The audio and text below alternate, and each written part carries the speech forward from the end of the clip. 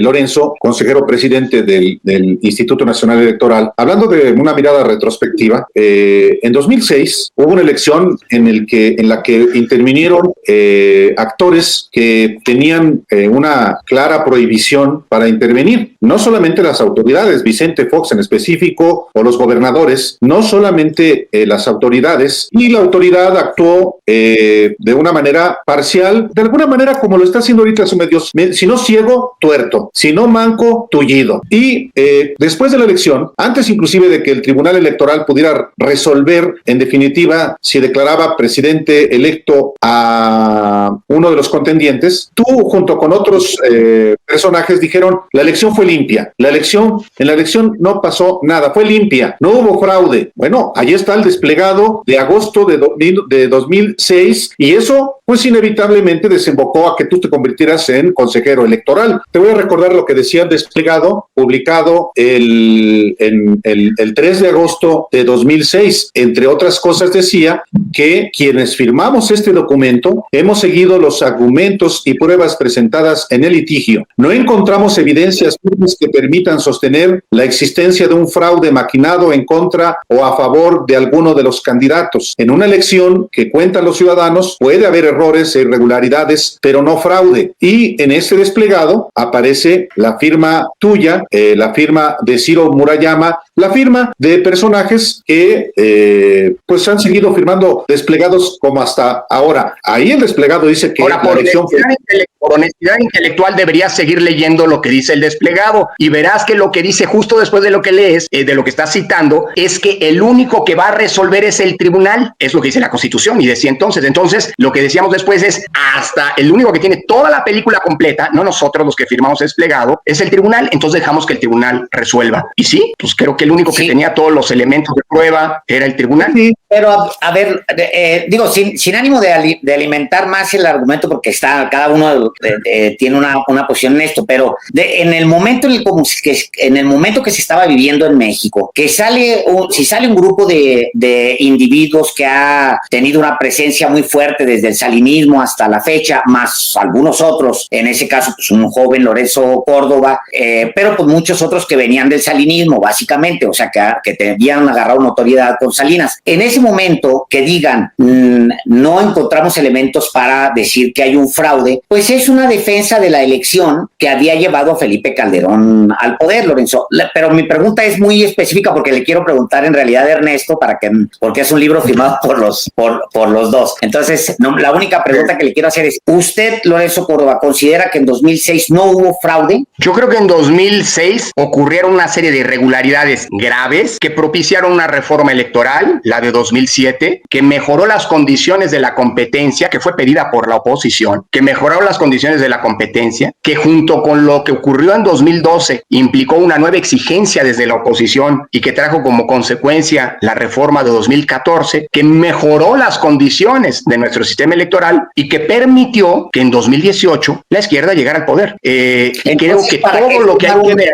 es una génesis histórica. Y por cierto, ese joven en 2006 es el que le levantó la mano a quien había ganado legítimamente en 2018 y quien enfrentó al poder político de entonces, empresarios, que a veces se olvida, mi querido Alejandro, que a mí me acusaron, y el libro lo cuenta, que cuando Andrés Manuel López Obrador, siendo presidente de Morena, aparecía mucho en los spots de su partido. Y a mí me decían, ¿por qué el INE no lo para? Ah, claro, porque Lorenzo Córdoba es hijo de Arnaldo Córdoba y es alguien cercano a López Obrador. No, ¿saben por qué no lo paramos? Porque lo permitía la ley. Luego, tal vez recuerden ustedes que el libro, si no se lo recuerdan, el libro se los va a recordar, que en 2018 los empresarios, los mismos que en 2006 habían pagado publicidad, mandaron cartas a sus empleados diciéndoles que cuidado con cómo votaban porque se podían quedar sin trabajo. Y Lorenzo Córdoba, el mismo joven al que tú refieres en 2006, Alejandro,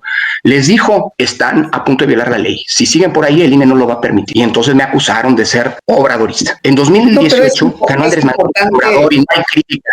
Es el mismo, nada más para la crónica. No, es lo mismo para la crónica.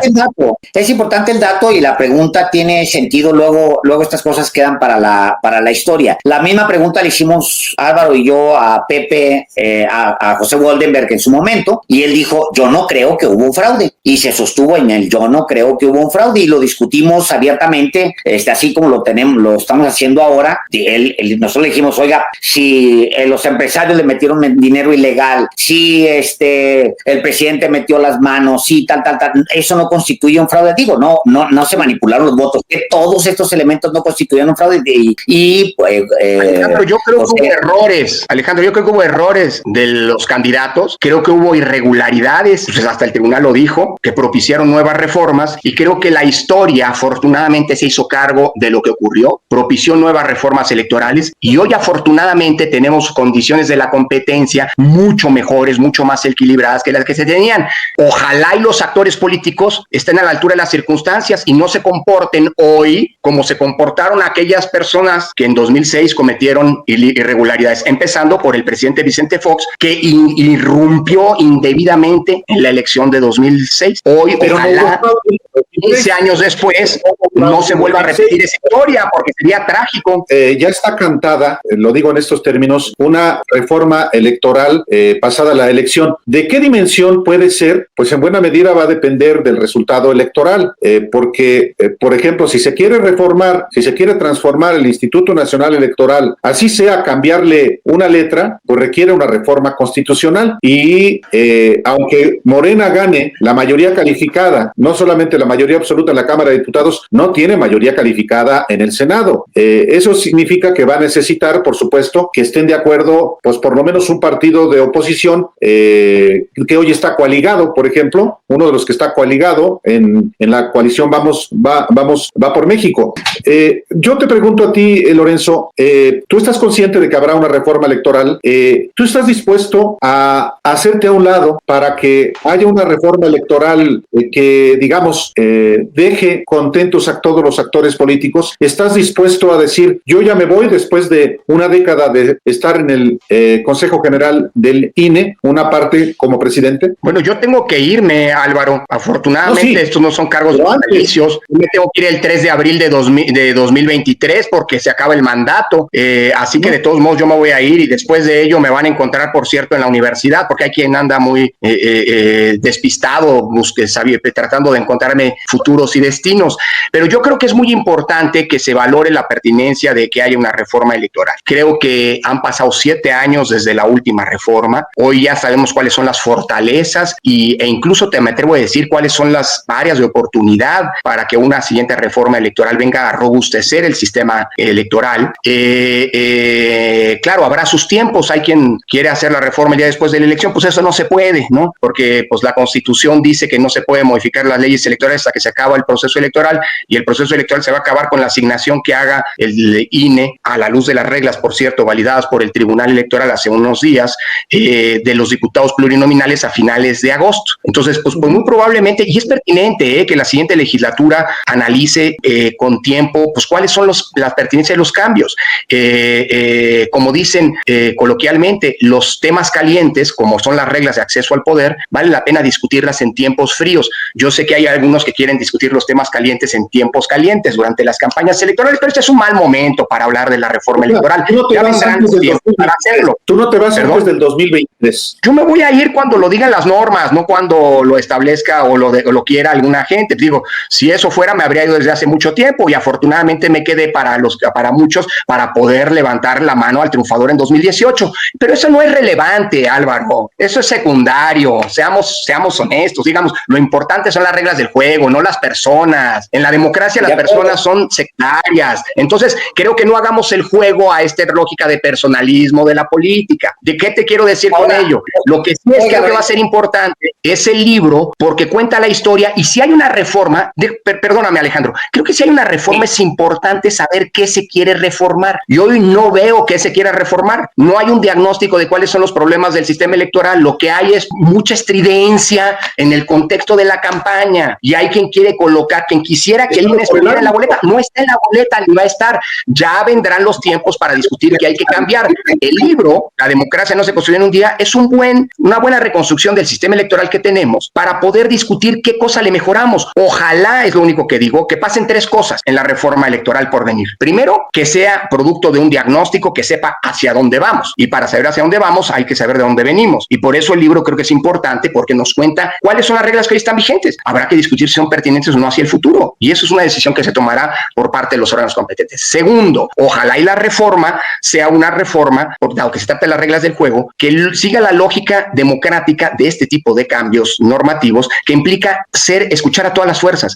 Porque si va a hacer una reforma producto de un mayoriteo, y por eso qué bueno que se necesiten escuchar los distintos partidos políticos, pues estas son las reglas del juego para todos los partidos, no para uno. Entonces qué bueno que todos, como en las reformas previas, se escuchen, ponderen qué hay que hacer y logren consensos. Y tercero, ojalá y sea una reforma que sirva para mejorar el sistema electoral. Nos ha costado mucho llegar hasta donde estamos. Ojalá y no sea una contrarreforma, porque en la historia de las democracias también se puede ir para atrás. Ojalá y eso no nos ocurra. A ver, una consideración para usted, Lorenzo Córdoba. Si uno revisa el discurso del presidente o de Morena mismo, sí hay un señalamiento muy específico, no tanto a la institución, sino a Lorenzo Córdoba y a Ciro Murayama, para ponerle claramente nombre y apellido. En ese sentido, como bien dice, sí hay una personalización, digamos, de estos actores que son actores políticos, de lo que creen que es el diagnóstico final de lo que quieren para el INE. No pareciera extenderse más de eso.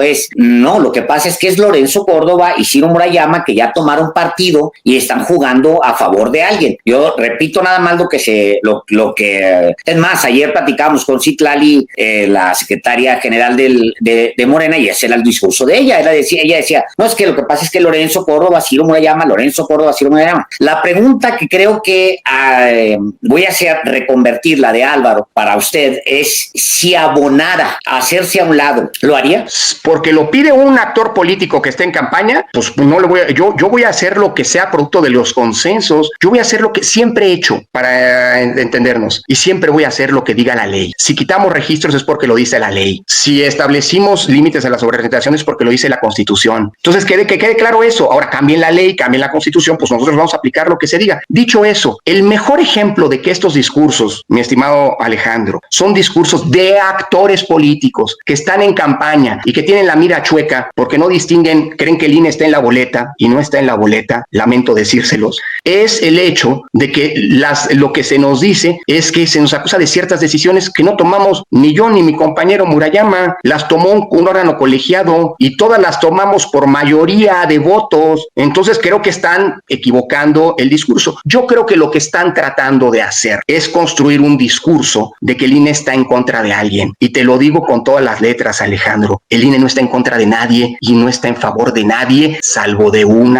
solo ente, que es un ente colectivo y que es plural, diverso, ideológicamente muy distinto, que se llama la sociedad mexicana o el pueblo de México. Dicho eso, Lorenzo Córdoba va a hacer lo que diga la ley, no lo que digan los actores políticos. Nunca he hecho lo que dicen los actores políticos, por eso se pudo concretar la elección de 2018, ni lo voy a seguir, pues digámoslo así, construir una narrativa que evidentemente está hecha para una coyuntura muy específica, que es una elección como la que estamos enfrentando. Una última cosa nada más ya antes de despedirnos, perdón, Ernesto Núñez, ¿por qué no le quitaron la candidatura a la candidata de Morena en San Luis Potosí si incurrió en las mismas irregularidades que Félix Salgado Macedonio y Raúl Morón? ¿Se arrugaron? Eso todavía no se sabe. Le voy a soplar a Ernesto, eso todavía no se sabe, porque el que va a decidir es el Consejo General. Así que Álvaro, espérate a ver qué dice el Consejo General y luego pregúntale a Ernesto, que se asesore el INE, qué pasa después de que diga el Consejo General. Pues sí. Es que yo lo... Pues ya dijo Ciro Murayama ya dijo que no, eso fue una volada, eso fue una filtración, eso no tiene ningún fundamento y que nomás se hicieron víctimas. ¿Qué manera de actuar también de manera facciosa, de frasear por lo menos de manera facciosa de Ciro Murayama? Él ya dijo que no, lo dijo en un tuit hace un rato, me llama la atención. ¿Por qué no le preguntas a Ciro Murayama, Álvaro? ¿Y por qué no nos esperamos y no hacemos un juego perverso en un espacio que es serio, de periodistas serios? ¿Por qué no hacemos no dejamos de hacer ese juego perverso de estar especulando especulando. ¿Por qué no mejor discutimos las decisiones de la autoridad electoral? Hoy no hay decisión al respecto.